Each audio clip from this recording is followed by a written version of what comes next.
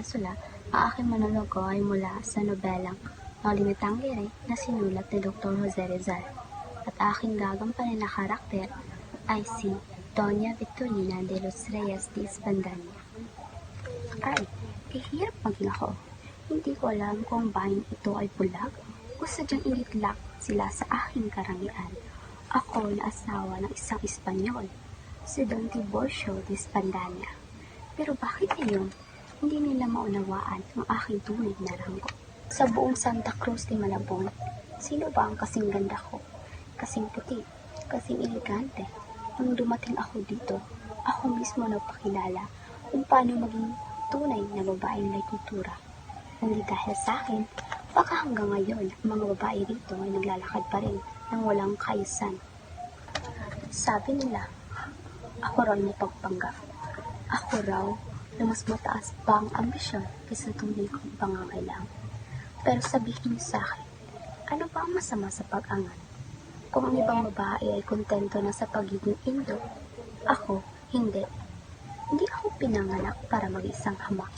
Kaya kung baguhin ang aking kilos, ang aking bihis, ang aking accent, hindi upang magkunwari, kundi upang ipakita ang tunay at dapat na maging babae sa lipunan ito. At ang pinakamas nakakainsulto, ang babaeng katulad ni Doña Consolacion. Diyos ko, ang alferez wife, isang babaeng mas matapang pa sa sundalo, mas palawig pa sa kanilang aso, at babaeng nag-aastang Kastila kahit hindi naman marunong mamikas ng matinong salita, at siya raw ang karibal ko. Ha!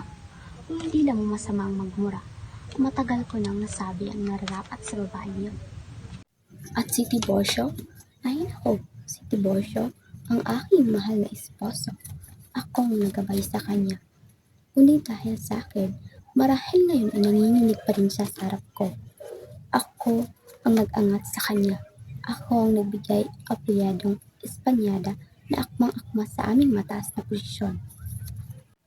At ako ang nagbigay sa kanya ng pagkakataong maging bahagi ng lipunang ginagalawan ko ngayon. At sa huli, hindi nila kailangang tanggapin, hindi nila kailangang purihin, dahil alam nila o alam nila na walang ibang katulad ko sa buong bayan.